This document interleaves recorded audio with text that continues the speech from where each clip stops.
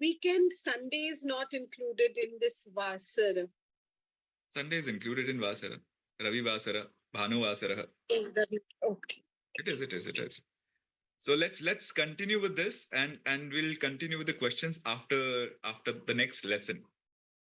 After this lesson gets over, I mean to say. So weekdays are called Vara, Rashis, Masa, Varsha, Bhava. We were anyways going to learn all these things. It is not that important as of now. Now understand, this is an important thing. We have learned about 8 limbs of yoga. It's called Ashtanga Yoga because it has 8 limbs. Like we have to get established in yoga, we have to attend to each of its limbs. We cannot say I will go straight into samadhi without following yamas and niyamas. Similarly, the word Veda, the Veda has the root word vid in it. Vid means knowledge. When you add ya to it, when it becomes vidya, it becomes stream of knowledge. When you say vidvan, it becomes knowledgeable person. But vid means knowledge. And Veda means all that is there to know. So all that is there to know has been indexed, categorized, structured by someone called Krishna Dvaipayan Rishi. And because he did this to Vedas, his name became Veda Vyasa, the categorization and structuring and the division. That's how he was given a title called Veda Vyasa.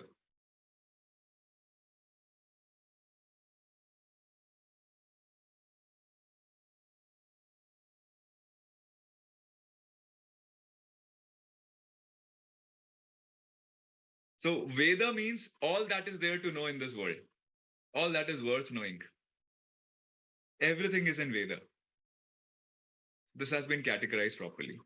Now, if you want to get established in knowledge, the body of knowledge or knowledge, there are 8 limbs you have to attend to. I'm not saying only the Vedic knowledge. This term Vedic knowledge is also not technically correct term because knowledge itself is Veda. Veda is knowledge. So Vedic knowledge is like repetition of the same thing in a different way. So any knowledge stream you want to get established in, you want to become an expert in, you have to attend to the 6 limbs of that knowledge stream. These are called Shadanga, the 6 limbs of Vedas or Shadanga Veda. Like if you want to learn certain language, the first limb of Veda is called Shiksha, phonetics. A, B, C, D, E, F, G, H, the entire.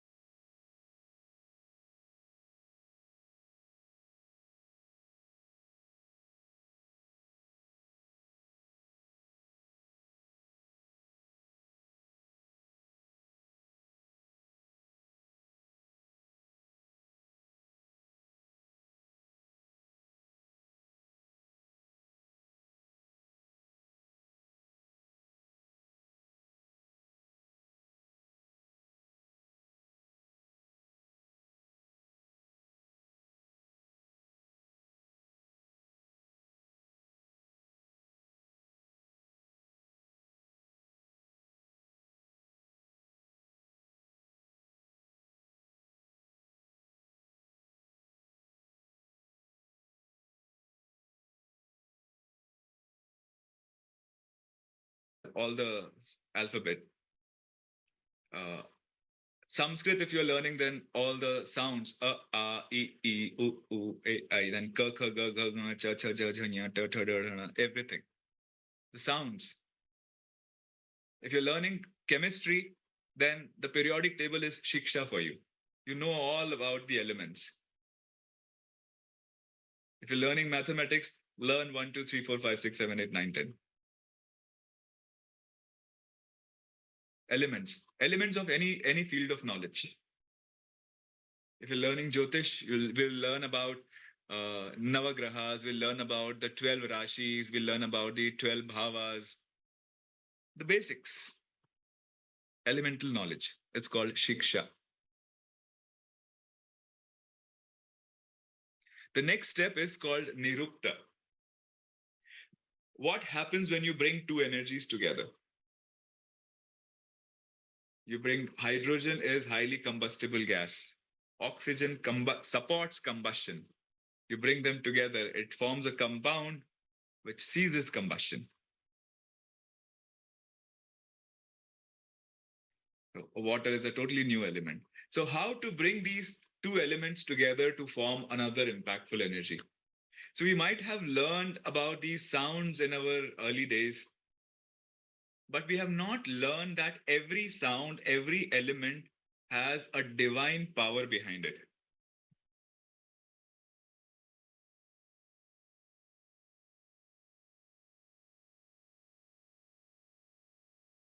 Did you know that the sound k,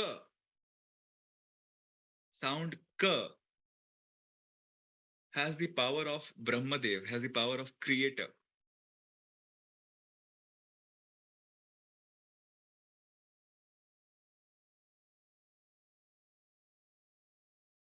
When you say pu, it means the power of fullness. When you say ja, the power of giving birth. So every sound has a divine power behind it. So when you bring pu and ja together, it becomes puja, an act which is born out of fullness. Gu means darkness, ru means light. And you bring them together. The one who guides you, who becomes a light in the dark moments, in the dark times, or in the ignorance. Guru. So, how to bring two elements together to form another wonderful compound or another wonderful energy, to create another wonderful energy? This engineering is called Nirukta. Bringing two sounds together to form words. In a language, this is how it is. It becomes Nirukta. You know about the grahas, you know about the rashis. Then I'll teach you, if this graha is in this rashi, then what happens? This becomes the Nirukta of Jyotisha.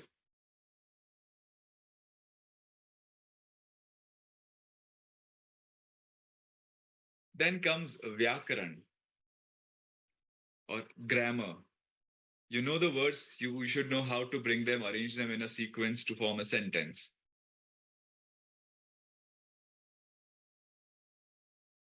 Vyakaran. Just forming a sentence is not enough. You should know how to use punctuations also. Intonations, elongations, stresses on the words. The entire rhythm. Once you add rhythm to a sentence, then it actually gives the correct meaning to it. Knowing the pulse of the matter, it is called chandas. People, when they become expert in certain field, it is said that this person knows the pulse of this matter. He understands the pulse of this subject. It means this person has become a next level expert in it. He not only knows the subject, but he understands the pulse. Chandas, the rhythm. So if I learn how to make sentences. Shiksha Nirukta Vyakarana. I formed a beautiful sentence called Jai Jai Radha Raman Haribol. But if I am simply, when the satsang ends and on the mic I say, okay, Jai Jai Radha Raman Haribol, Haribol, Haribol, Jai Jai Radha Raman Haribol, will it make sense to anyone? But then we have to understand the chand, how it has to be said. Then I've learned the chandas also. Then I know that after the satsang ends, I have to sing Jai Jai Radha Raman Haribol. Now it makes sense. So, chandas. But what if I start satsang, I pull out my guitar and I start singing Jai Jai Radha Raman Haribol? Does it sound right to begin satsang with it? It won't, because the timing is wrong. It has to come towards the end, not the beginning. So knowing the timing of everything, even though you have got the pulse of the matter, pulse of the subject, but unless you understand the timing, when to do, when to act, how much and when, then you are a real expert in that field. When you have the understanding of the timing also. I'm sure every one of us in our own respective field understand the timing. If you're an expert in your field, you will understand the timing. Even if you're doing Ayurveda, you would know when to start mixing and churning the herbs. There's a time behind it. What is the right time? And for how long you have to do this? When to begin and for how long to continue and when to stop? This makes you a next level expert. And beyond this, the most important thing is called context. Even though we know the time, if you do not have the right context, even if I know that I have to sing this bhajan towards the end of the meeting, but I cannot do it on a funeral. I have to do it in the satsang only. Context will go wrong. I have learned, I've gone to a happiness program and I have learned to accept people and situations as they are. But I cannot give the same knowledge to other when I commit a mistake or a blunder. I commit a mistake and smile and say, okay, accept people and situations as they are. It is not right. It is out of context. One should understand the right context to apply that knowledge. Unless you understand the context of your knowledge field, where and when to apply, along with that, the right context, you are not actually established in knowledge. But if you have all these 6 qualities, if you have understanding of all these 6 things in your knowledge field, you are a siddha in your knowledge field. You are established in that knowledge. So to get established in the knowledge, you have to attend to all 6 limbs. Timing is called Jyotisha. In the context is called Kalpa. Having understanding of correct time.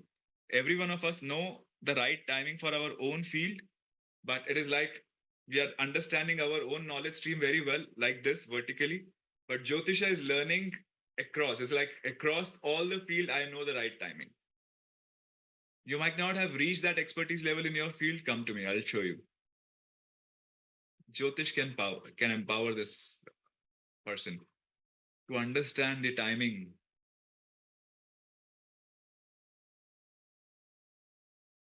Unless we are established in these 6 Vedangas, we are not established in knowledge. So once we are learning Jyotish also, we have to go through step by step all these 6 angas of Jyotisha also.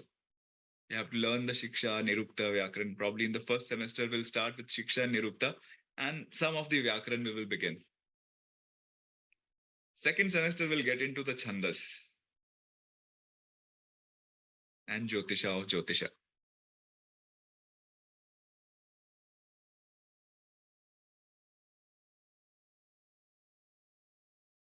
The Jyotish Shastra has primarily 3 branches. The first one is called Siddhanta. Siddhanta deals with all mathematical aspect of Jyotisha. The position of the grahas, the movement of the grahas, the distance and the velocity they move with, geometrical angle, all these things are part of Siddhanta, all the calculation. The mathematical part is all part of Siddhanta. There are 2 prominent Siddhantas. prevailing. One is called Surya Siddhanta and the other one is called Drik Siddhanta. Surya Siddhanta is basis the position of sun and moon. All other planetary positions are geometrically computed. Drik Siddhanta is looking at the sky and determining which planet is in which part of the sky. Nowadays, through modern observatories, planetariums, we get this data. Ancient days, the sky was clear and most of the grahas were visible.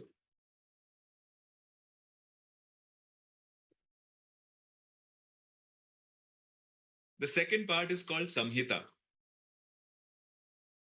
Like in economics, we know that there is a microeconomics and there is macroeconomics. In Jyotish also, there is a micro Jyotish, deals with individual charts, and the macro Jyotish. The impact of grahas on planet as a whole, which involves weather forecast, how the farming is going to be, if there are natural disasters, floods, famines, national, international events, terrorist activities, political up and downs. All these things can be gauged if you have the knowledge of Samhita. We will learn about Samhita Jyotish also in third semester. Then comes the most interesting part, Hora Shastra. Hora is restricted to individual charts.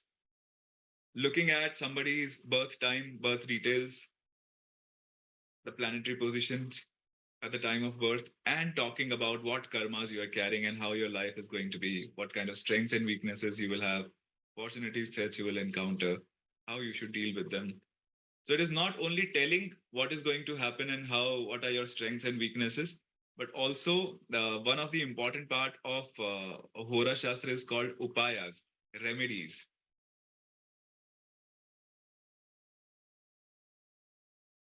And the other one is Muhurta. What is the right time to do what kind of activities?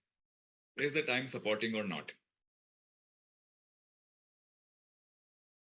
This is called Muhurta, but all comes under Hora Shastra.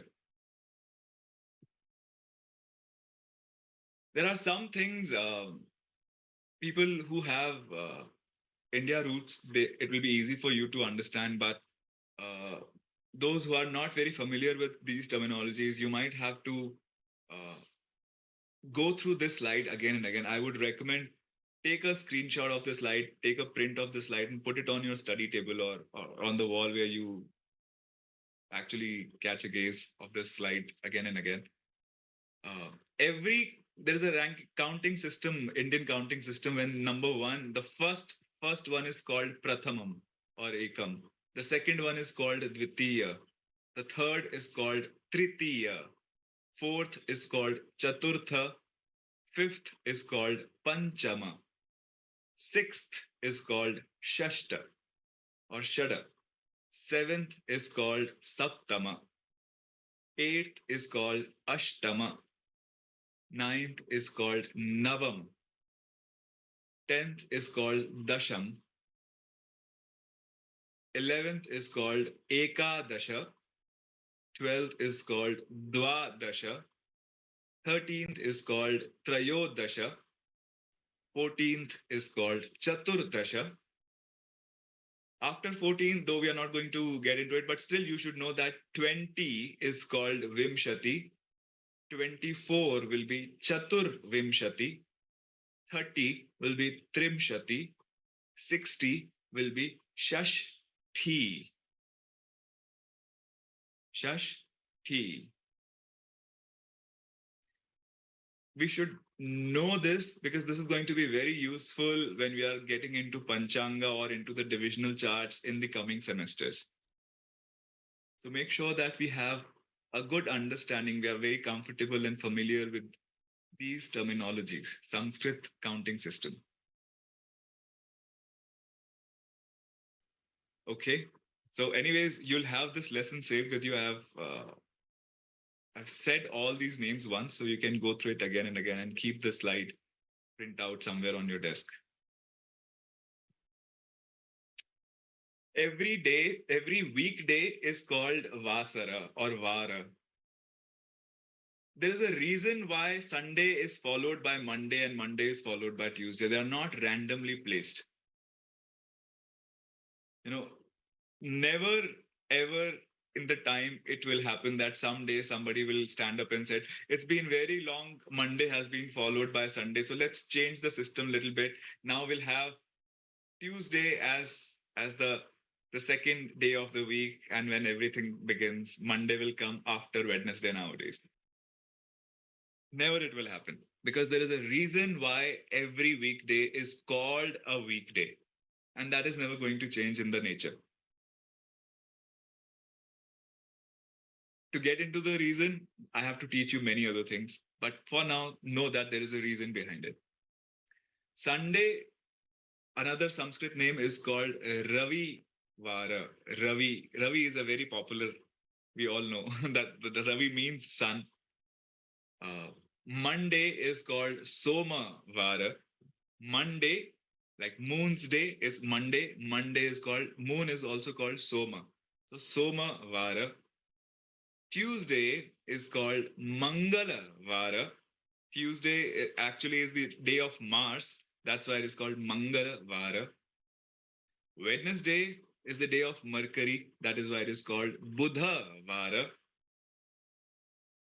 Thursday is called Guru Vara. Is the day of Guru. Friday is the day of Venus. That's why it is called Shukra Vara. Saturday is, of course, Saturn's day. So it is called Shani Vara.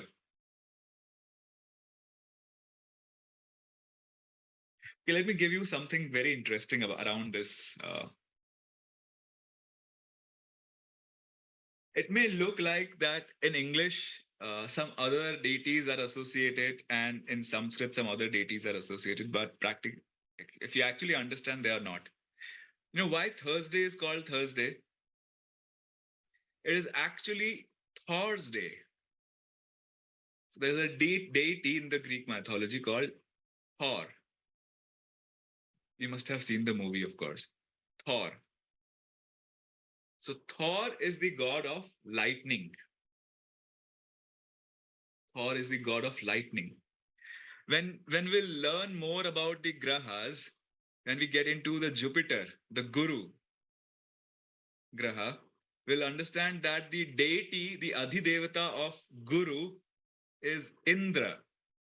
Indra is also the king of gods, and he's also the god of god with a thunderbolt, or the thunder, the god of thunders and lightning. So it is the same god. The two cultures are referring to the same name which has been given, but in a different language. Similarly, Friday was actually Freya's day. So if you understand, all the qualities that Venus represent are also mentioned about the Freya in the Greek mythology. So they're almost similar, but different language in a different culture said in a different way. But end of the day, everyone agrees that this is the energy, this is the prominent energy.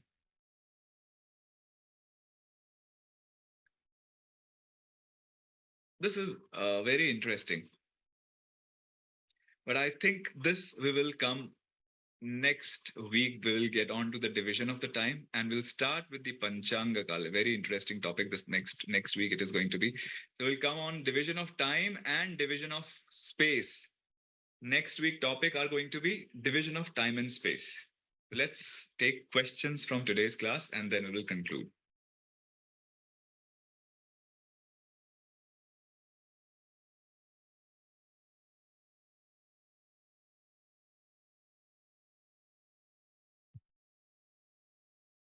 Yes, Meeraj. Yes, I just wanted to ask you, today you mentioned this tug between chaos and order for our spiritual growth. So is this something that is always going to be there, this kind of, that I've observed whenever I tidy up, order, put everything in order, something major chaotic happen, stability, and then oops, there's an upheaval. Is this ongoing all the time? Is this a choice I personally made, do you think? Yes, this is not a bug. This is the feature. This is a feature by demand. Okay. So it's So till the something we time have to we are live on with. Bhuloka, Yeah. this is going to continue. Thank you. Yes, Shivangi ji. Jai Gurudev Priya. Jai Gurudev ji. My question is that you have said that we need to download certain apps, right? Kundi software and so these are paid apps or we have to take These are some free kind apps, all free apps. Okay, because some apps are paid, no? So we have to take some kind of No, subscription. don't worry. All free apps for now. I think the crossover you need to pay, right? I mean, it's $24. Yes, if you are using a MacBook, crossover has some cost attached to it.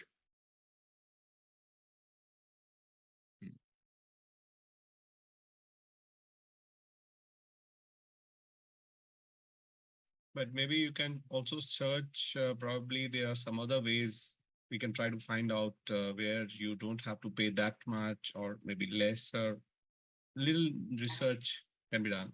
Okay. Yeah, those who have MacBook, they can do this research and share with everyone. If we can get some, I think crossover is not very expensive, but still, if we can get something for free, fantastic, or less expensive, even better. Naval Kishorji, your question, please. Is Prarabdha a subset of Sanchit Karma? Yes, absolutely. Because Prarabdha have been taken from Sanchit Karmas. We can call it as a subset. Yes. So I want to ask a thing that means there are a lot of Sanchit Karmas over a period of lifetimes. So Yes. then when you're coming into the human form, that is your first or whatever, we do not know, we have decided that this particular we are taking for this form. So is it that over a period of many lifetimes, we have to finish off the Sanchit Karmas in various prarabdhas in each lifetimes? Just a minute. To answer this, let me get this book, Intimate Note to Sincere Seeker. The first or third sheet of Intimate Note to Sincere Seeker answers this question. Okay. Have you read Intimate Note to Sincere Seeker by Gurudev? I have, but I do not remember every page right now. Yes. This is the first, I think, first sheet itself. Okay. Third one. I was right. Third one. The third sheet. And it says, Prarabdha Karma. Let me read it out to you. Not my words, Gurudev's words. Prarabdha Karma in Sanchita Karma. The third sheet of Intimate Note to Sincere Seeker. It's that some karmas can be changed and some cannot. When you prepare a dessert, if sugar or ghee is too little, you can add more. If other ingredients is too much, it can all be adjusted and repaired. But once it is cooked, it cannot be reversed. So that's what we talked about, right? Milk can become sweet yogurt or sour yogurt, and sour yogurt can be sweetened. But neither can be reversed back to milk. Now understand. Gurudev says, Sanchita karmas can be changed and adjusted by spiritual practices. Prarabdha karma cannot be changed, and satsang burns the seed of all negative karmas before they are given a chance to sprout. This is one of the sheets by Gurudev. Now understand this. That's when Gurudev is saying Sanchit karmas can be changed and adjusted by spiritual practices. But Prarabdha is something what you have got already in your hand. You have to go through them now. You're born because of Prarabdha. Your Jati Karma, your Jati Ayu and Bhog is decided out of Prarabdha. So in a way, as we learned that everything that you make a decision, everything that you decide in life, make a choice, is all driven by your Prarabdha. So your entire life is in a way governed by Prarabdha, but it also gives you a place to play your own choice, to work with, to play with your own kriyaman karmas and make some changes in this life. The sanchita karmas can actually be changed. And once Gurudev has mentioned this in satsang, that you do not have to. So Somebody asked this question to Gurudev, we have so many lifetimes of Sanchit karmas, when will that get over? Gurudev said, you don't have to worry about exhausting all those karmas when I have given you a boat to sail through. So understand this. We do not have to exhaust all these karmas, but we have to sail through them. Sail through them. He's going to take care of everything else. So surrender all your sanchita to Gurudev. And while going through the prarabdha, do not create further impressions. And this will take care of everything. But the problem is that we cannot surrender sanchita. That's the problem. The moment we will look at our sanchita and we see so many diamond-studded wall with so much of good karmas, so many Chandi homas we have attended, taking Mahasamvardhan Sankalpa, sitting in the first row, it is showing us such bright, good karmas. So when you have to give up all your sanchit, you have to give all your sanchit karma. You cannot say, I'll only give up my bad karmas. I want to go through the results of my good karmas. No, that is not a choice. Either you let go entire sanchita karmas, or you keep coming, or you keep associated with it, and you keep taking a handful of karmas and keep cutting them. But the moment we say so much of good merits, if we have a slightest desire, a speck of desire in our heart, the surrender would not happen. But if the surrender happens, if we have absolutely no desire, no fear, surrender happens, then it is gone. We don't have to worry about any of the sanchita karmas. It is taken care.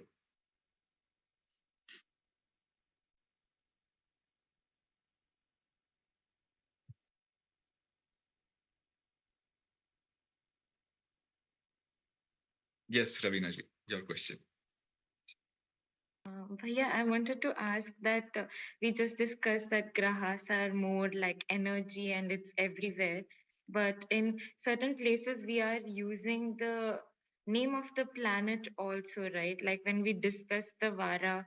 So in that place, we are representing it with the energy, or it's associated Energy. also with the physical. Energy.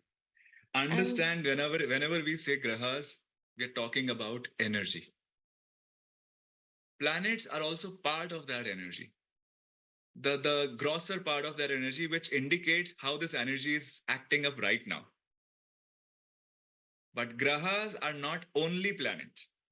Grahas, everything, everywhere in time and everywhere in space.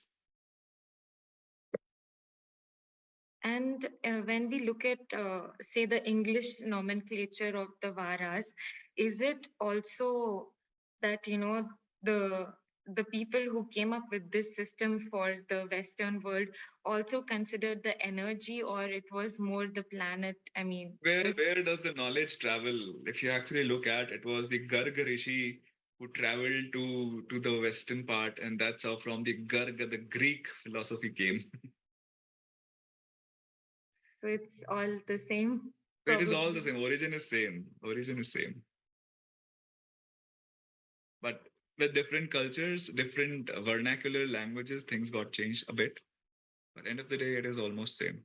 The roots are same. There is no Indian astrology, Vedic astrology, and Western astrology. Jyotisha is Jyotisha. Some systems are followed in certain section of the world more. So it has been labeled as Western astrology, but there is nothing called Western. The Jyotish has been Vedic right from the beginning. There is nothing beyond Vedic Jyotisha.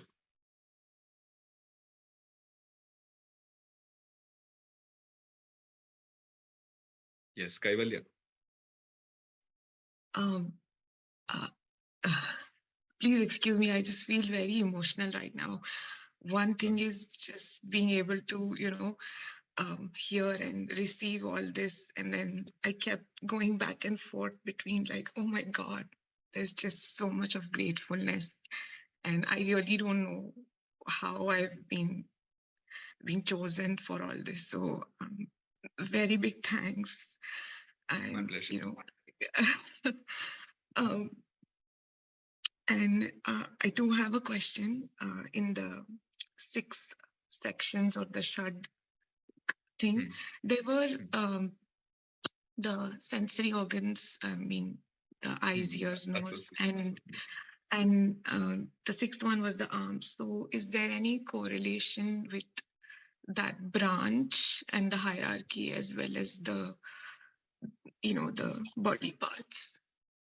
Yes, yes. Like Jyotisha is called the eyes of Vedas, eyes of the body of knowledge. The knowledge itself is the light, but the light also sees from this higher form of knowledge called Jyotisha. So it is the light of the light, actually. That's why it is called the eyes of the Vedas. The Chandas has been associated with nose. Now understand, Chandas is the pulse. And the place where we constantly feel this pulse is the tip of the nostril, the tip of your nose. So that's how the breath, not that pulse, the breath.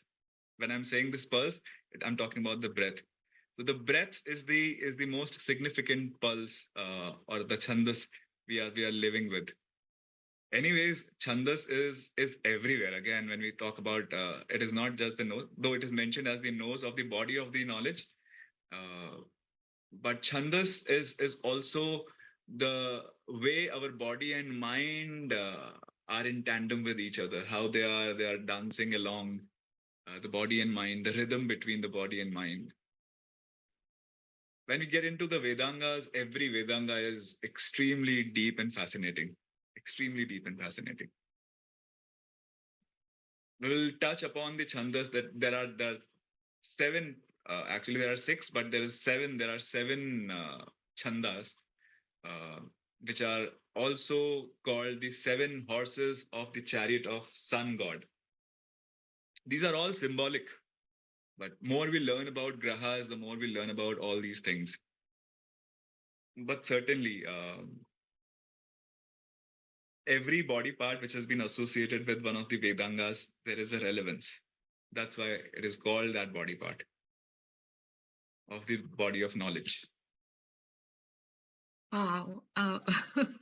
And I have one more where you mentioned that, that point where we, I don't even know what to call, like maybe I chose the karmas and then the angels were helping and all that. So where does that happen? I mean, how, like, I can't even form this question. So I hope I understood your question. See, whatever we see, whatever is within our perception, this is in the range of, or in the perceptible range, is as a very small speck of what exists. I'll give you an example. You can hear only from 120 hertz to 20,000 hertz, any frequency between 120 hertz and 20,000 hertz. Again, very basic science. We learned it in 4th, 5th standard probably. Beyond that, it's called ultrasonic. So 20,000 is also theoretical. Somebody shared an app and where you can increase the frequency. Actually, after 13,000, you cannot hear anything. So there's only, our ears can perceive within a range. It has a limited range. It can perceive. It doesn't mean the sound doesn't exist beyond that range. It becomes ultrasonic for our human capacity. Similarly, eyes also can see anything which is pulsating equals to or less than 20 impulse per second. If anything is going very fast, our eyes cannot see that. That doesn't mean things do not exist. Things are not pulsating beyond this. Things are. For example, another example. Our vision, our viewing capability is limited to 20 impulse per second. A snail's viewing ability is limited to 1 impulse per 7 seconds. That's slow. 1 impulse per 7 seconds. So if you pick up a snail and within 7 seconds from one place, you put it up in some other place, the snail will not understand. He will think that suddenly he has been teleported to a new world. because for him it is just a fraction of second, and suddenly he's into a new world. So he feels like, oh, my world has changed. Suddenly I was here and now I'm here, teleported. Miracle. But for you, it was enough time to pick the snail up and put it in some other place.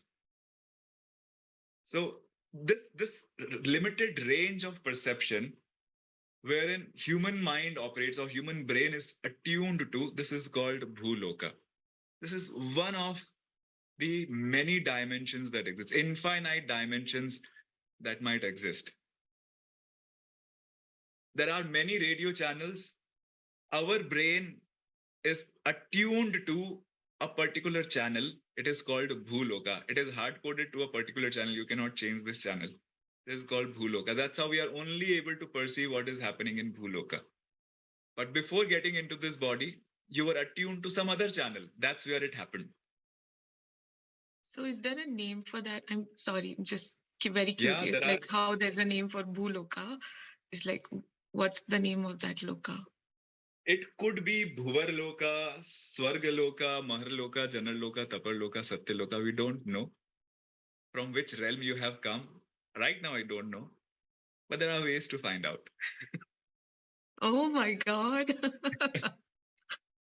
Looking at It somebody's gets chart. more fascinating. Yes. So we'll learn all these things. Thank you.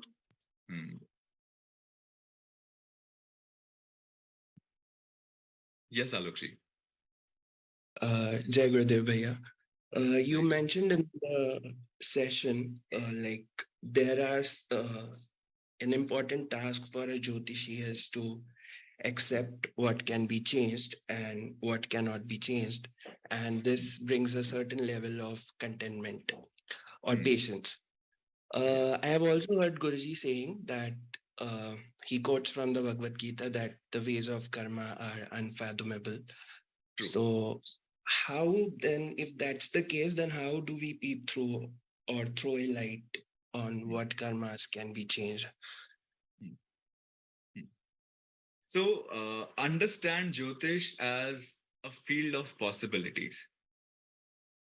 It can give you an indication, but it cannot really pinpoint.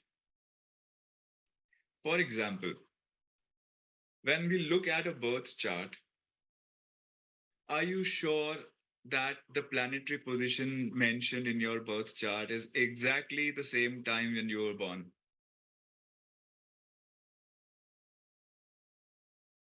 I'll give you all the variables in Jyotish, then you'll understand. You yourself will say, Bhaiya, Gehna Karmano Gati Hi. This is unfathomable. we can find out some ways to understand a bit, to get an indication to understand certain things, but not everything. We can get an indication. We can get some idea that this is the probability, but you cannot be sure about it. That is why, even though I often say that a good Jyotishi will never predict. A good Jyotishi will talk about possibilities.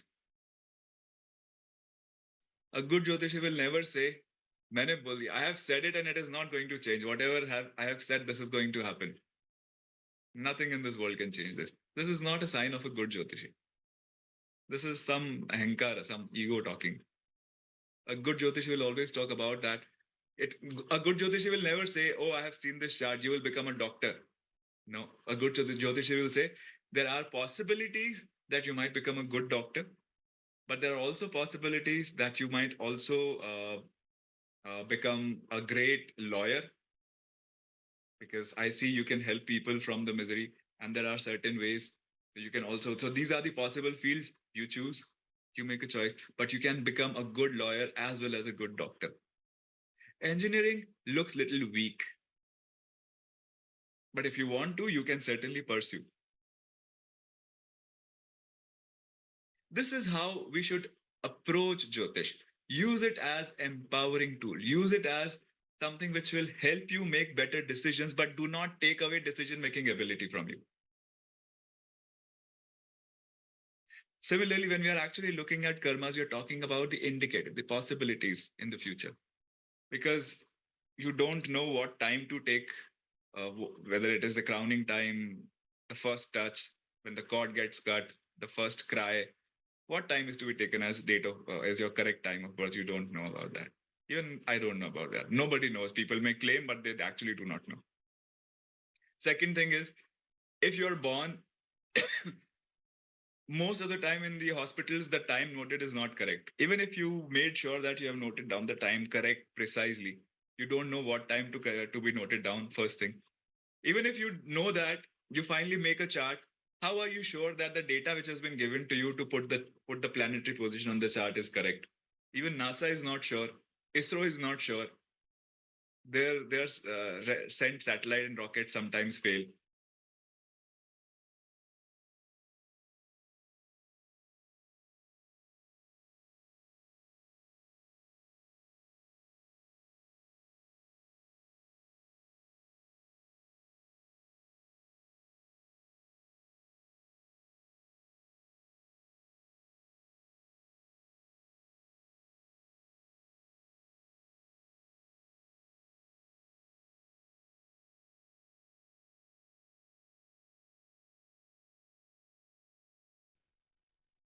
Not yet fully complete. You will realize it. But nobody knows. People may claim, but they actually do not know. Second thing is, if you're born, most of the time in the hospitals, the time noted is not correct. Even if you made sure that you have noted down the time correct precisely, you don't know what time to be noted down first thing. Even if you know that, you finally make a chart. How are you sure that the data which has been given to you to put the planetary position on the chart is correct? Even NASA is not sure. ISRO is not sure. Their sent satellite and rockets sometimes fail. How can you be sure that the data you have got is correct data of a position of a planet at the time of your birth? It could be a little bit slightly here and there, slightly here and there. It could be a different soul. Because the moment you were born, 15, 16 seconds later, somebody else somewhere was born. Few seconds, and by that time, planetary position could be a different story at all. So there are always possibilities, always possibilities. Any law, if you have read economics, every law is backed by a phrase called ceteris paribus, which means keeping other things constant.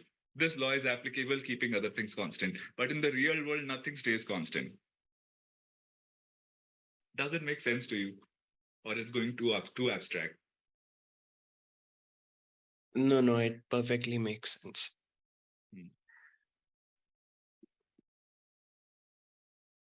So it is difficult. The statement is absolutely true. The more you learn Jyotish, you will realize it by yourself. But you have to go deeper into it to realize that. Otherwise, in few months or sometimes in few weeks, sometimes in few months of learning Jyotish, you will feel that, oh, I have learned it. I've got it. Because your predictions will start happening. And then you will say, oh, I've got the pulse. I know it all. This happens very quickly when you're learning Jyotish. I have to keep reminding. Okay. Are there any more questions? If no, we close the meeting for today. Shantiji has a question. Bhaiya, this is regarding the program. My thing is not yet fully complete, of that registration is over, everything, but I'm not getting the details. I was asked to download this card. Then we have connected in Zoom, but my friend of mine has sent me the link. So how will I get it, sort it out this? Okay. So anyways, Shantiji, we have a lot of friends on Discord, they're mentors also. You stay connected with one of the mentors and they will help you. Okay. The same link, next week also, we are going to come on the same link. So the same link will work every week. We are not going to change the link anyways. But if you face any difficulties, we have many people who are there to help you. Deepa is there to help you. Any of the mentors you can get in touch with, you can always reach me out also. So there is no problem. Okay. Whenever you are stuck, when you face trouble, reach out to us. Thank you. Yes. Okay, so we close today's meeting. Shri Gurubhyo Namaha Harihi Om Brahmarpanamastu. Jai Gurudev.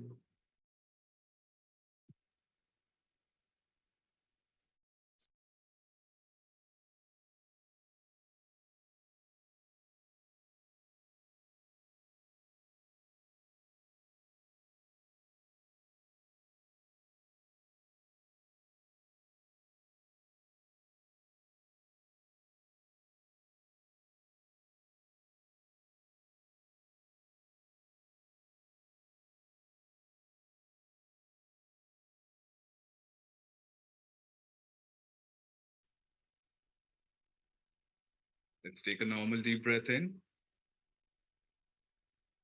and breathe out.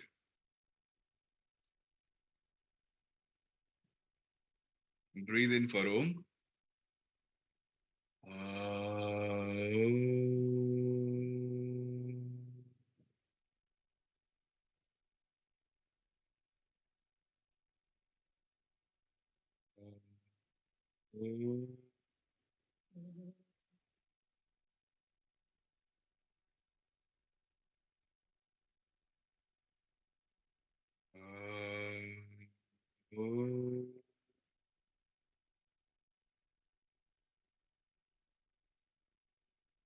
Om Namah Pranavarthaya Shuddha Gnanekamoortaye Nirmalaya Prashantaya Dakshinamurtaye Namaha. Gurur Brahma Gurur Vishnu Gurur Devo Maheshwaraha Guru Sakshat Param Brahma Tasmai Shri Gurave Namaha. Let us chant Om Shri Gurave Namaha 11 times together. We'll stay on mute, all of us.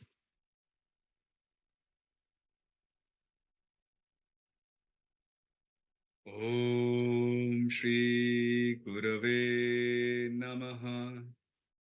Om Shri Gurave Namaha. Om Shri Gurave Namaha. Om Shri Gurave Namaha. Om Shri Gurave Namaha. Om Shri Gurave Namaha. Om Shri Gurave Namaha. Om Shri Gurave Namaha. Om Shri Gurave Namaha. Om Shri Gurave Namaha. Om Shri Gurave Namaha. Jai Gurudev. So I hope, though the homework was not quite a lot, it was very easy, but I hope everyone has done it. We had to watch both the videos, the initiation video and last week's live sessions video. And in addition to it, we have to remember the Sanskrit counting system. Prathama, Dvitiya, Tritiya, Chaturthi, Panchami. So, Matic, did you get time to do this? Because we are going to use it today. Yes. Okay, I got great. it. Wonderful. Adrian, are you comfortable with the counting system? Very nice. Hi, Jose. Jai Gurudev. Are we comfortable with the counting system? No? do that because we are doing Panchanga today. We are starting with the Panchanga, and Tithis are all about these numbers. Kesavan, are you comfortable with it? Prathama, Dvitiya, Tritiya? Yeah.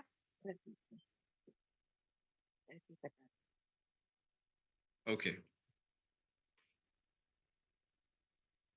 So let's begin from where we left. Today we are going to start with the division of time. There are two important things when we start learning Jyotish, we have to understand. One is division of space, and the other one is division of time. Because we're going to talk about the Kala, about the time itself, about the 5 limbs of time.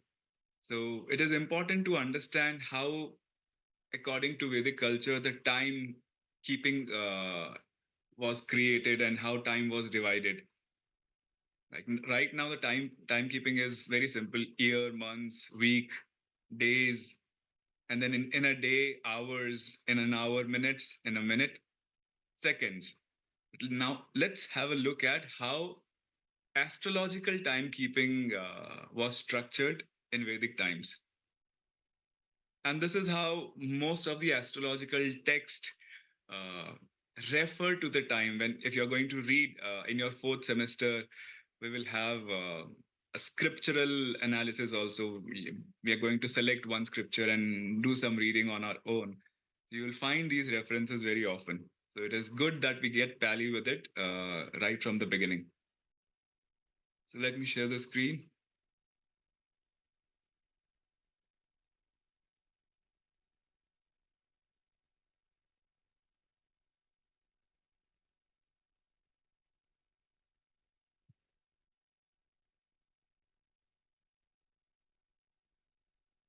This is also very similar to one meditation that we do in our happiness program. I hope everyone has done happiness program.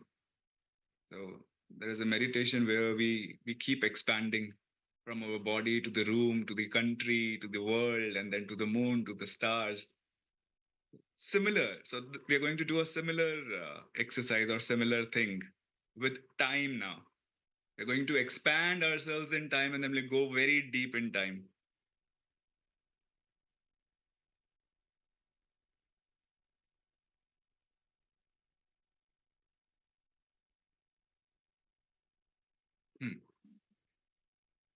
So 1 month is almost 30 days. According to Vedic time calendar also, there are 2 ways of calculating month. One is because one is based on solar ingress, solar movement. So sun moves from one sign to the other sign. There are 12 sections of the sky Rashi. Sun moves from one sign to the other sign, and it takes almost 30 days. Sometimes 31, sometimes 29, but almost 30 days. So in 365 days, the sun completes the entire thing. The entire... Now, it is not exactly sun. It is the relative movement of Earth with respect to sun. So it is actually Earth moving, and 365 days it is completing. So it looks like sun is moving. So every Rashi, sun spends almost 1 month. So a month is defined about the same time according to solar calendar. However, according to lunar calendar, a month is about 30 days, but not exactly 30 days. 354 days forms 1 year in a lunar calendar. So it is about 29 days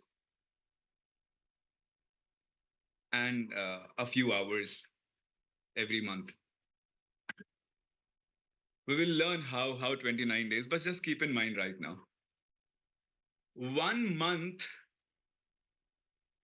is, in a lunar month, we have 2 pakshas, 2 phases, the waxing moon and the waning moon. We call it waxing moon, we call Shukla Paksha. Waning moon, we call Krishna Paksha. Shukla spelling is Shukla. Shukla. And Krishna is Krishna, Krishna Paksha. So these two pakshas, the Krishna paksha and the Shukla paksha, forms one day and night of Pitris. One complete day of Pitris is 1 month of planet Earth, of Bhuloka. So 1 month of Bhuloka is 1 day in Bhuvarloka or Pitris. Similarly, 6 months of Bhuloka forms one ayana. So 2 ayanas form 1 year, which is called Samvatsara. There are 2 ayanas, Uttarayana and Dakshinayana. Uttaraana. Uttaraana, Uttarayana. And the other one is called Dakshinayana, Dakshinayana. Dakshinayana. 6 months each. From July to July 14th to January 14th, it is Dakshinayana, when sun starts to move towards south. And from January 14th to July 14th again, it is Uttarayana, when sun starts to shift a little bit towards north every day. So it is in July when sun touches the Tropic of Cancer, and from July sun starts to move a bit every day towards the north. Sorry, towards the south. From July it moves towards the south till it touches the Tropic of Capricorn. And the moment it touches Tropic of Capricorn, it starts moving towards north again. So these 2 movements of the sun, one is moving towards the north, it's called Uttarayana. When it starts moving towards the south, it is called Dakshinayana. So Uttarayana is the daytime of Swargaloka.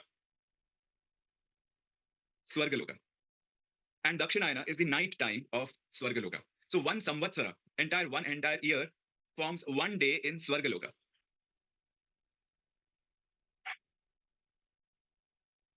And this 1 day is called like on planet Earth, on Bhuloka, it is called Samavatsara. In Devaloka, in Swargaloka, it is called 1 Deva Ahoratra or Devavatsara. Sorry, 1 Deva Ahoratra. One day is called Ahoratra. Aho means daytime, Ratra means nighttime. Day and night together is 1 Ahoratra. So 1 year on Bhuloka is 1 Ahoratra in Swargaloka. 1 day and night in Swargaloka.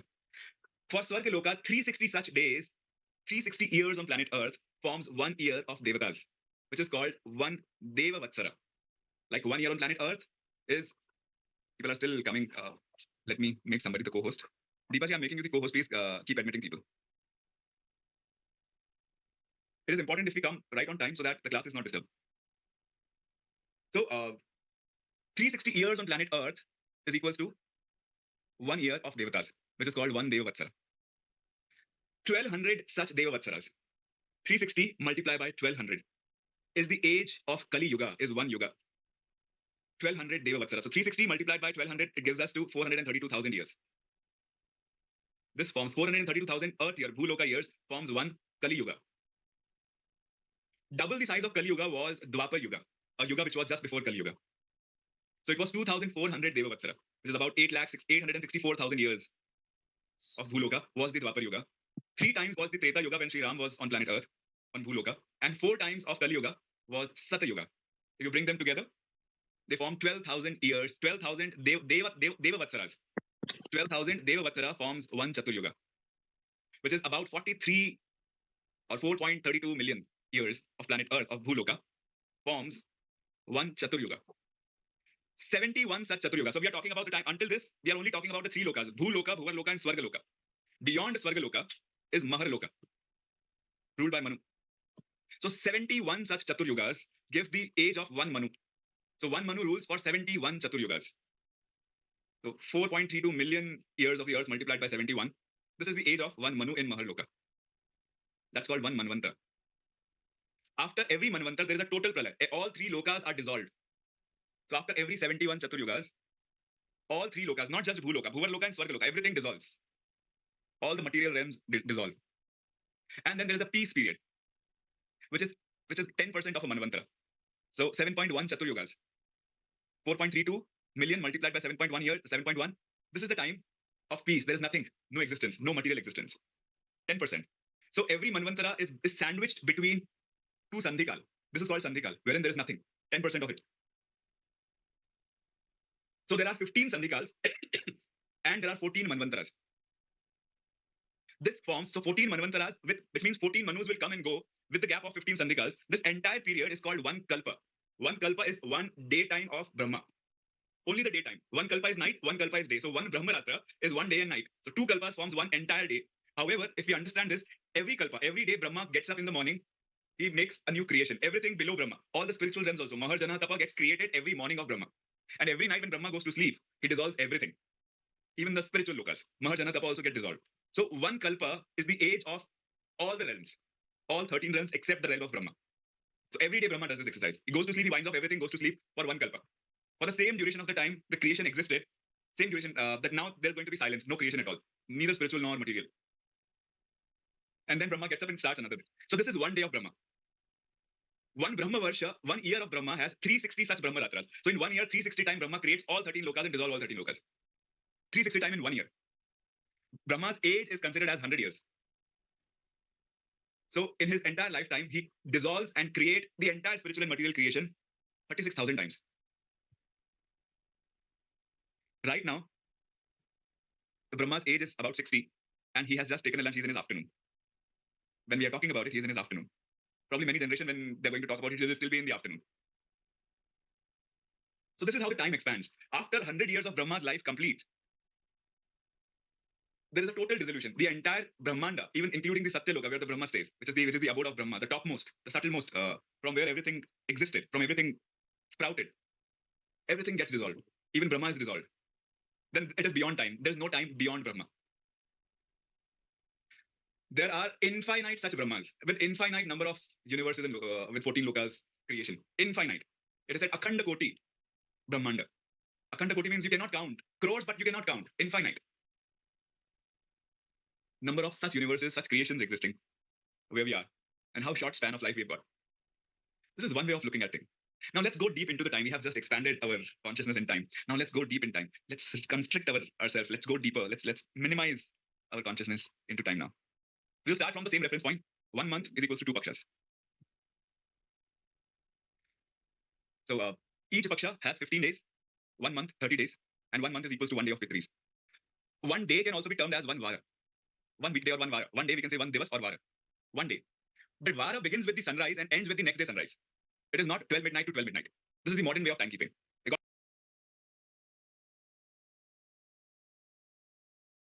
According to Vedic way, the day begins with sunrise and ends with the next day sunrise.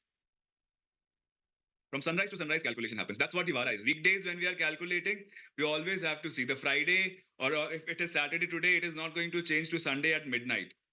It is going to change to Sunday only at Sunday sunrise. Be very clear on that. Make a bold note of it. Because when we start learning the practical aspects of Jyotish, this question will come again. Why is this?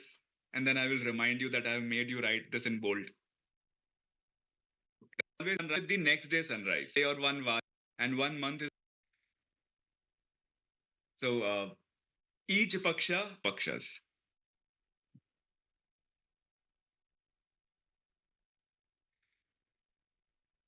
So each paksha has 15 days, 1 month, 30 days, and 1 month is equals to 1 day of Pitris.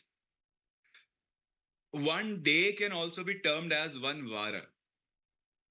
1 weekday or 1 vara. 1 day we can say 1 divas or vara. 1 day. The vara begins with the sunrise and ends with the next day sunrise. It is not 12 midnight to 12 midnight. This is the modern way of timekeeping. According to Vedic way, the day begins with sunrise and ends with the next day sunrise. From sunrise to sunrise calculation happens. That's what the vara is. Weekdays when we are calculating, we always have to see the Friday, or if it is Saturday today, it is not going to change to Sunday at midnight. It is going to change to Sunday only at Sunday sunrise. Be very clear on that. Make a bold note of it. Because when we start learning the practical aspects of Jyotish, this question will come again. Why is this? And then I will remind you that I have made you write this in bold.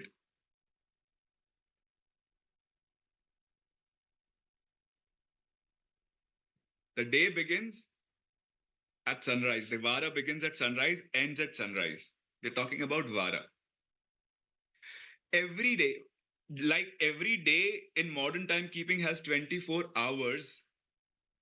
According to astrological timekeeping, each day consists of 60 ghatis. 60 ghatis. Or ghatika. Or ghati. Some say ghati, some says ghatika. So if we actually convert each ghati into modern timekeeping, how many minutes will each ghati be? 1 minute. Is it? 24 minutes. It is 24 minutes. Because we have 24 hours in a day and 60 ghatis. So if you actually multiply 24 into 60 to convert into minutes and divide by 60. So it will come as 24 minutes. Very simple mathematics. So you convert hours into minutes first, 24 multiply by 60, divide by 60. 60, 60 cancels and 24. So 24 minutes. Each ghati is 24 minutes. 2 such ghatis forms 1 muhurta. 2 ghatis form 1 muhurta.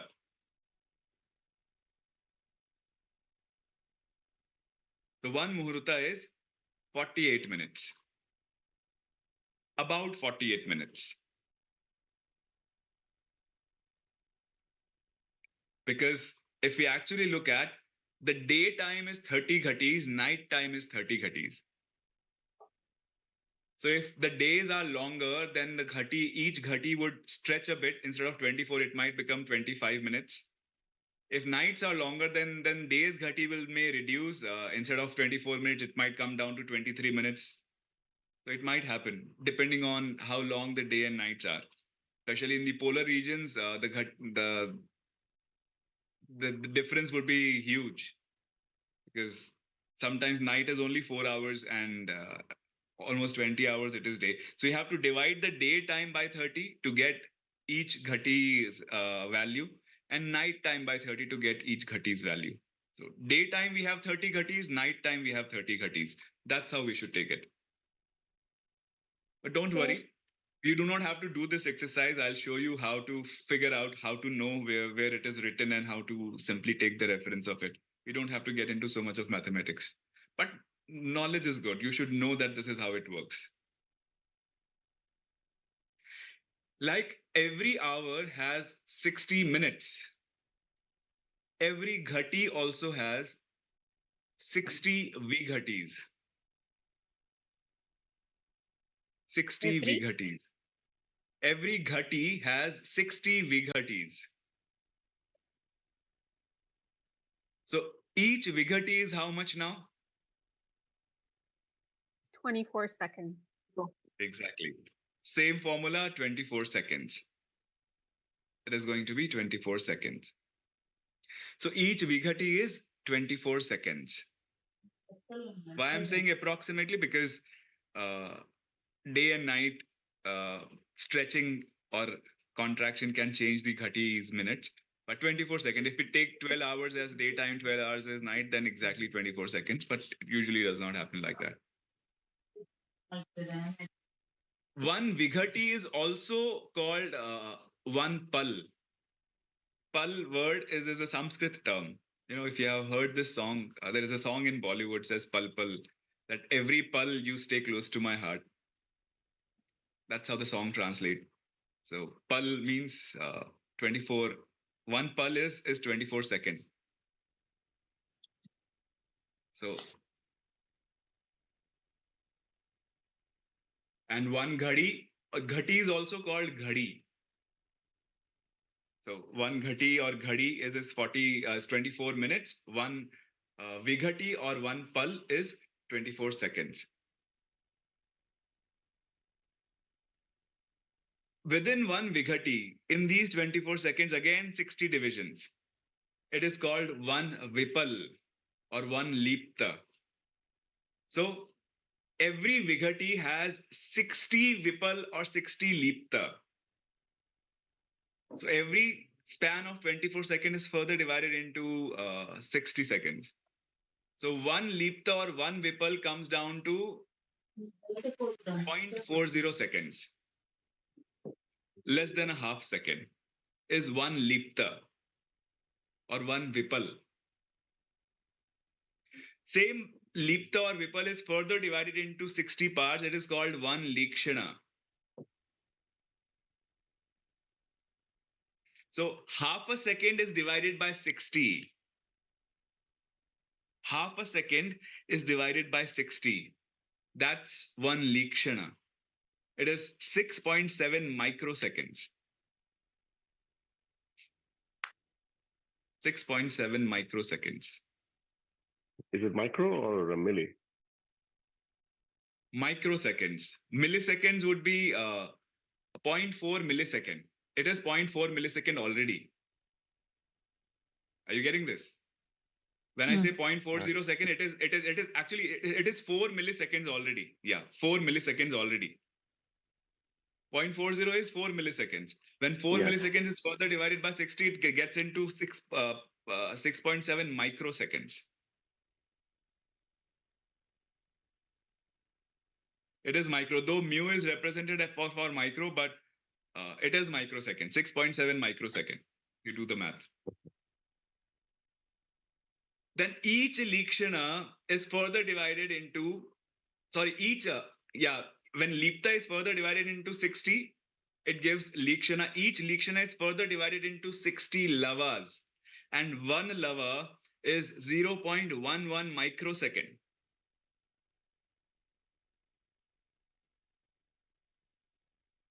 Are you thinking how fast we are talking about? Like, we cannot even imagine. It is beyond our imagination perception. We have divided half a second into 3,600 parts now, which is 0.11 microsecond. Each microsecond has further been divided into 60 renus. 60 renus. Each renu is 1.86. I do not know how to pronounce it. It is actually mu, but usually in mathematics, mu is used to represent micro. But it is you can imagine 60 division of 0.11 microsecond, which is 0186 microseconds. 0186 microseconds. Isn't the MS earlier, isn't that millisecond rather than micro, or is it micro? No, it is microsecond. It is microsecond. Okay. See, 4 milliseconds. When I'm saying 0.40 seconds, it is 4 milliseconds we are already talking. 4 milliseconds have been divided into 60 lava. Or 60 Likshana, not lava. 60 Likshana. That's how we got 6.7 microsecond. So one renu is 400 millisecond. 0.4 second is 400 millisecond.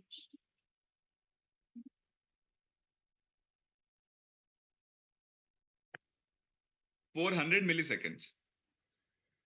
हाँ भैया, और क्या होता है? M मतलब millisecond, mu मतलब microseconds. Okay. But you understood, half a second का division हो रहा है. Terminologies can be at something else, but half a second ka, we are dividing half a second into so much of division. Half a second has been divided into 60. That's how you got 6.7 milliseconds. 6.7 millisecond divided into 60, you got 0.11 microsecond. 0.11 microsecond divided into 60 renus. Or 0.11 millisecond divided into 60 renus, you got 1.86 microseconds. It is further divided into 60 trutis. So microsecond is also 0.031 microsecond is equals to 1 truti.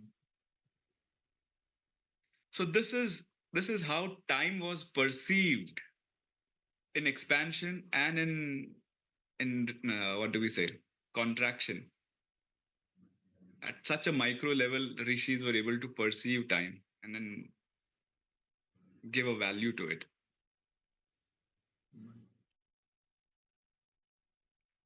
There are more interesting division of time before we move on, which we should definitely know.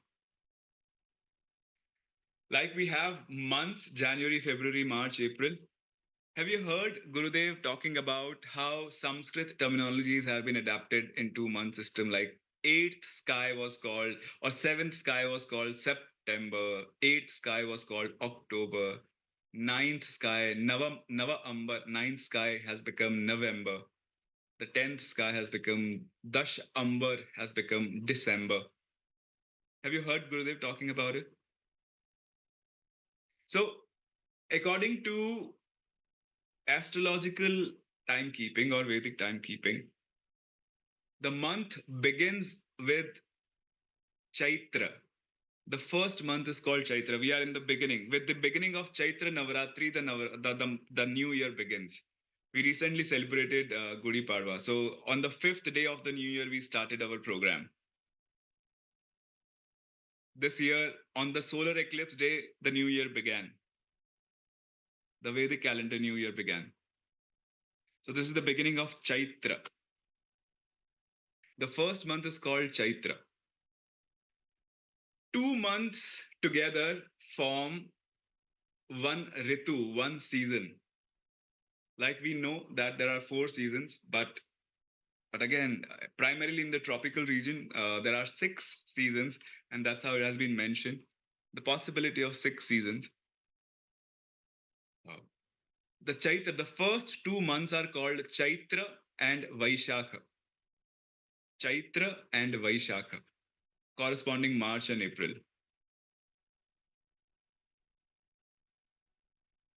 This season is called spring season or Vasanta Ritu. Seasons translate as Ritu. The Sanskrit term for season is Ritu.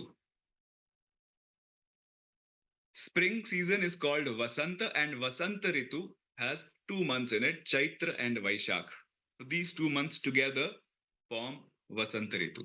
After Vaishakh comes Jyeshtha. Jyeshtha. You need to get pally with these terms because when we are learning nakshatras, this will be helpful. Jyeshtha and Ashadha. Jyeshtha and Ashadha. These 2 months are called summer season. Ritu is Grishma. Summer is translated as Grishma. You can see the spelling here. Corresponds to May and June. If we go to the southern hemisphere, the time period may change, but the Ritus are going to be the same. The corresponding months may change. If we go to the southern hemisphere, especially the Latin America, Australia, New Zealand, so there the corresponding months might change. We are talking about the northern hemisphere, especially the tropical region around the equator in the northern hemisphere. After Jyeshtha and Ashada comes Shravan and Bhadrapad. Shravan and Bhadrapad. This is called monsoon season or Varsha Ritu. Mainly around July and August in the tropical region. Then comes Ashwin and Kartik. This is when the other Navratri comes. Half year is over, the next Navratri comes. Ashwin and Kartik. Navratri and Deepavali. Most of the Indian festivals are in Ashwin and Kartik.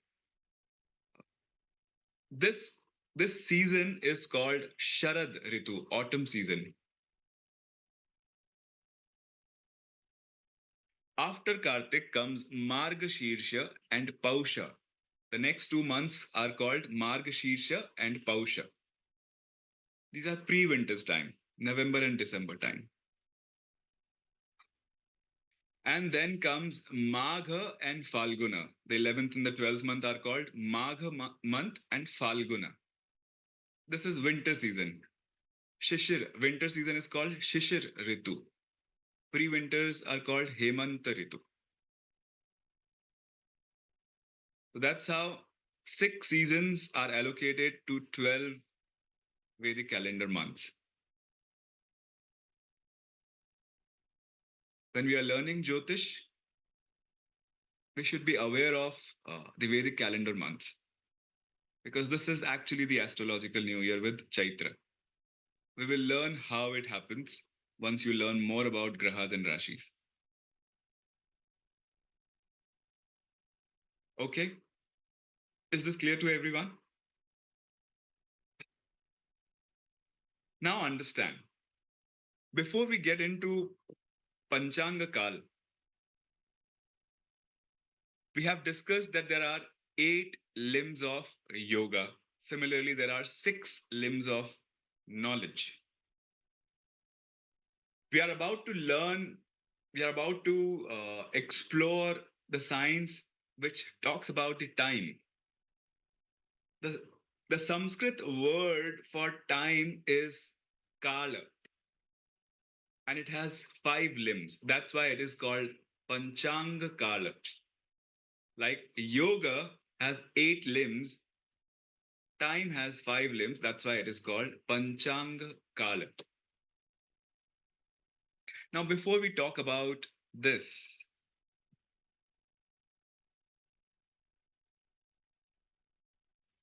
Kala. The Sanskrit word for time is Kala, and it has 5 limbs. That's why it is called Panchanga Kala.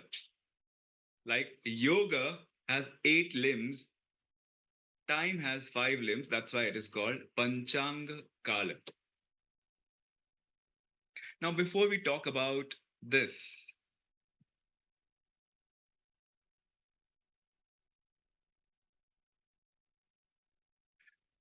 do you remember we talked about Nirukta in the last lesson? How 2 sounds come together to form a word. And this is very scientific. This is an engineering. One understands the power behind one sound and the other sound, and it has to be brought together to create another impactful sound.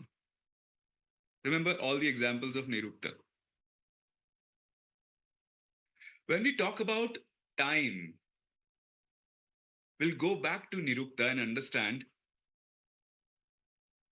that in Sanskrit alphabet has been divided into 3 sections. Vowels are separate, consonants are separate, and there are some uncategorized sounds. There are 3 sections in Sanskrit alphabet: vowel section, consonant section, and uncategorized sound, which are neither vowel nor consonants.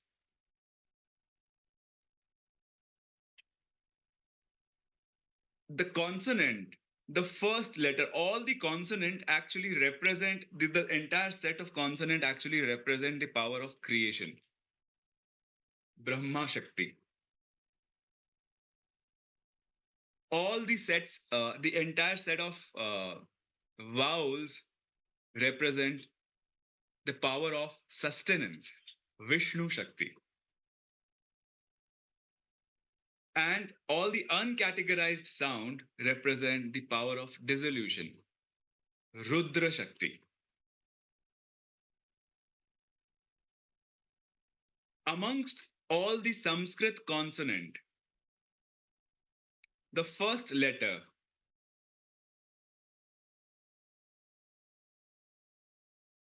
entire set of vowels, consonant section, sound divided into 3 sections. That in Sanskrit alphabet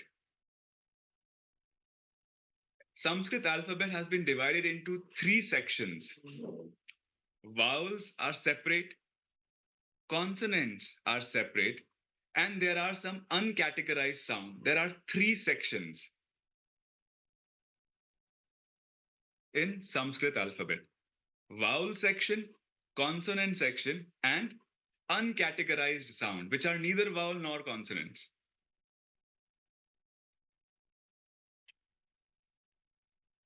The consonant, the first letter, all the consonant actually represent, the entire set of consonant actually represent the power of creation, Brahma Shakti. All the sets, the entire set of vowels represent the power of sustenance, Vishnu Shakti. And all the uncategorized sound represent the power of dissolution, Rudra Shakti. And all the uncategorized sound represent the power of dissolution, Rudra Shakti. Amongst all the Sanskrit consonant, the first letter stands for Brahma himself. All the consonants are the powers of Brahma. There is a creative power of Brahma behind all the consonants. But the first consonant, which is Ka, the first consonant in Sanskrit alphabet is Ka. Ka stands for Brahma himself, the creator himself. Now, Gurudev has taken this meditation quite often in ashram. I'm sure many of us have done it. For those who have not, Gurudev made us say Ka without saying without involving in it. Just say Ka. You cannot say. The moment you say Ka, is followed. So every consonant is sustained by a vowel sound. So that's how the vowel sound has got sustenance power, the Vishnu Shakti.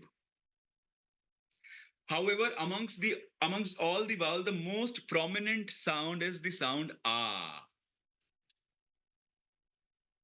A, which is the second vowel. And amongst all the vowels, A is Vishnu himself, is the sustainer himself.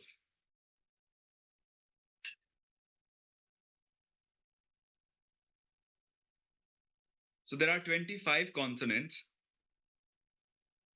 16 vowels, and 9 uncategorized sounds. Amongst the uncategorized sound, I would highlight the last one. The last one is pronounced as L. It is not L as in L. L. It is not L. There's something which is your tongue is hitting your teeth. L. L. L. This L. L sound. So this L is there in Marathi, Gujarati, and South Indian languages. वो वाला ही है ना sir ये? Yes, absolutely. Same L I'm talking about, which is the last letter, of alphabet. L. This is Shiva or Rudra himself. L is Rudra himself. So when we are talking about time, look at this. Take Brahma, Ka. Take Vishnu, A. Take Rudra, L. Bring them together and it forms Kala, which is time. So when Brahma's power, creation, sustenance, and dissolution come together, the time is formed. Beyond these three powers, there is no time. When we are learning about time, at least basic about the time we should understand. The time is perceived only when there is a creation and it is sustained and there is a dissolution happening simultaneously. Kala. But I would like to know your perspective. See, many of us have attended my sessions before. So you please do not say. There are many who have not. So I would like to understand your definition of time. What is time according to you? I'm not asking about time, that time is continuous, it can be perceived, it does not exist. No, not about time. Think about what is time. Good and bad. Could you please differentiate between Rudra and Shiva? We will do that. But right now, answer me. Good and bad? good and bad about time. Yes, it is. You're talking about time. Time can be good, time can be bad, but what it is? Even it is a coordinate in space, which is continuously Coordinated moving. space. Yes, yes. But where does Sir, this any knowledge? change of space is time. Any change Any- in space, Very any good. change in space is Very time. nice. Very Like nice. the, You are if getting you look closer. at, if you look at the scientific definition of even the second, it is defined on change in space, whether it is at the atomic level Very nice. or even when we define year, day, all this is based on change in space of objects moving or chunks moving in space, basically. So Very nice. Very nice. there is no time independent of space, is what I have understood. Defined on change in space, whether it is at the atomic level Very nice. or even when we define year, day, all this is based on change in space. Very good. Which is continuously. What is bad, but what it is? It is a coordinate in space, which is continuously Coordinated moving. space. Yes, yes. But where does Sir, this any knowledge change lead of us to? space is time. Any change Any- in space, Very any good. change in space is Very time. nice. Very Like nice. the, You are if getting you look closer. at, if you look at the scientific definition of even the second, it is defined on change in space, whether it is at the atomic level Very nice. or even when we define year, day, all this is based on change in space of objects moving or chunks moving in space, basically. So Very nice. Very nice. there is no time independent of space, is what I have understood. Very And good. yeah, that's all. In one of the lectures Some- of Rishiji, it was told. No, this is true. Absolutely. You're very close. Very close. Maybe it can be ki, what I was, what I am, what I will be. What I was, what I am, what I will be. This is you in time. Think about what is time. Difference. I do not expect. I do not expect a perfect answer from anyone, but I want you to think about it. I want you to think about not about time, but what is time. Like if I'm saying what is a noodle, you come with an answer. It is a very tasty dish. I know it is a tasty or not tasty. I don't want to know about noodle, but I want to know what is noodle. Similarly, like it is made up of flour, refined flour, and it has been water has been added. So like that, define what is time, not about time. Think about it. Think about it. This is like a measure of sequence of things or events happening. It is a measure of sequence of event happening, but something is flowing.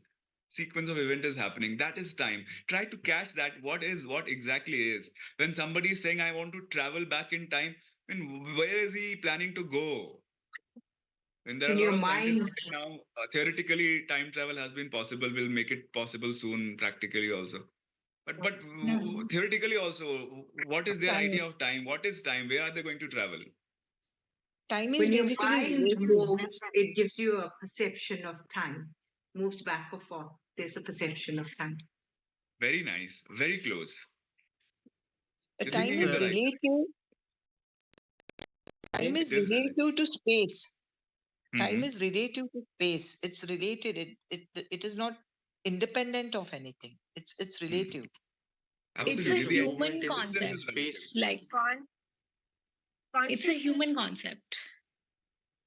It's a reference point where you are, where you can be in that space. Right. It's a human-made measure with a very broad, it's a human-made measure to get from one point to another. And that's what time is really. I think it's a human-made measure to get from one. I'm not talking about calendars and clocks. Right, okay. No. These are human-made measures. Is time also for example, for a moment, imagine that all the calendars have been scrapped, all the clocks have been destroyed. Will you still experience time? It's the experience of the. It's a record. Is it It's a record of existence of certain events in reference to each other. It's the experience of consciousness when you're like, I don't know how to express it, but you feel time is I don't know how to explain, but even you can think of the past and then you get back to that time, or you in the space, even in at the feeling levels it can. I don't know how to, but I think it's like a function of consciousness. See, I'll give you Is some something. meaning to memory? Yes, Pallaviji? I feel If some meaning to the word memory or the concept of Memory. If all the memories are wiped off, do we still experience time? Time is the unique identity of a moment, just to identify. What is that moment? That's what I'm asking. What is moment? Okay, many of us are out of living teacher. When we say present moment is deep and vast, what do you mean by that? I think time seems to be inevitable. That's something else. When we learn about present moment is deep and vast. it's a reference to space coordinates. So consciousness. So Because how do we refer to consciousness. space coordinates? Because Which keep changing. everything exists only in the present moment. There is To nothing understand that the this.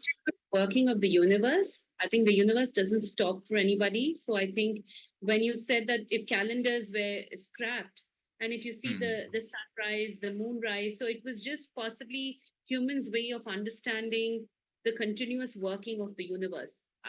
I feel maybe that was Very close. Yes. You're thinking in right direction. Yes, Chiragji. I think to understand time first, we all have experienced in meditation the space of timelessness. So I think that also is one perspective where we can understand the time is the only place where we experience things through the mind. When we go beyond the time, there is no mind there. So maybe a space Very of nice. mind, everything is there. Very nice. Should I give you Bhaiya, something? can we say that time is change? It's transition. It's always in transition. We can say that. I think, I think We time can say that. has everything within itself encapsulated. True. How do we But refer that's to about time. space? It's everything within itself, but it's encapsulated, and we try to, uncover it moment to moment. It is relativity also. If you enjoy something, then time passes quickly, and if you're not, then it's harder. You're close. Yes. It is something like you said, right, in the meaning of the three words. So creation, sustenance, and destruction.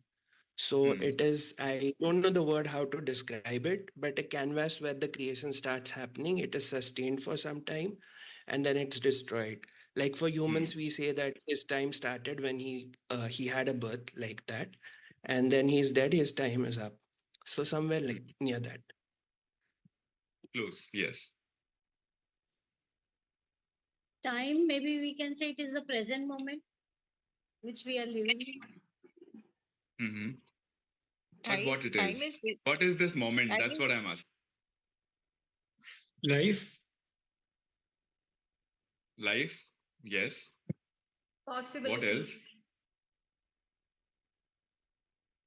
Rhythm. Actually, time is space only. Time is actually space itself. Only we are given it a measurement. Like Guruji says, everything that can be measured is Maya. So I feel basically time is nothing. It's not there at all. It's very relative. It's space itself. There is no time actually. If time is relative, then why did the rishis measure and go to millisecond and calculate the time of the Brahma, time of then what was the need? In fact, according to Gurudev's definition, everything that can be measured is Maya.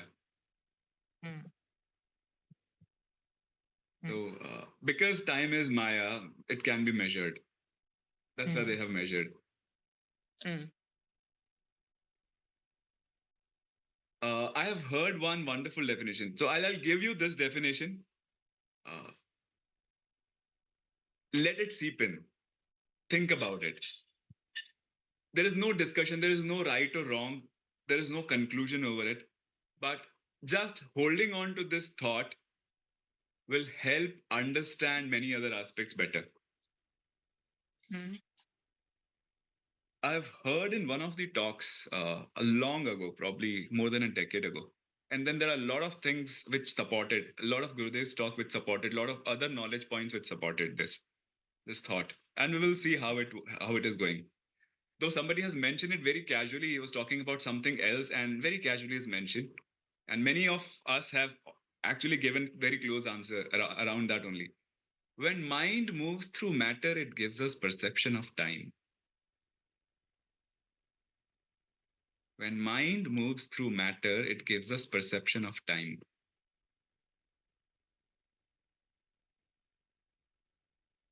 So when we are talking about time, we're talking about mind, we're talking about matter. The time is a function of mind and matter. Then I read a book called Discovery by J.M. Sampath, an Indian author, but very famous book. And there's a very famous quote from this book. Many of us have already heard. This goes as, age is an issue of mind over matter. The quote is, age is an issue of mind over matter. If you don't mind, it doesn't matter. Now think how deep this thought is.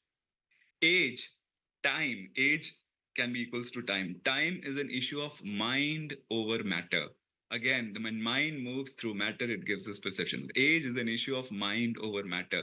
If you don't mind, when the mind dissolves, the matter dissolves. It doesn't matter. The time and the matter dissolves.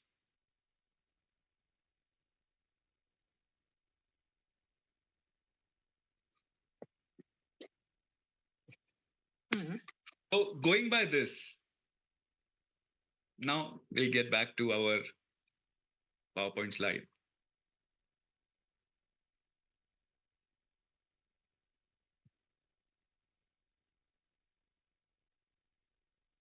So just hold this thought for now.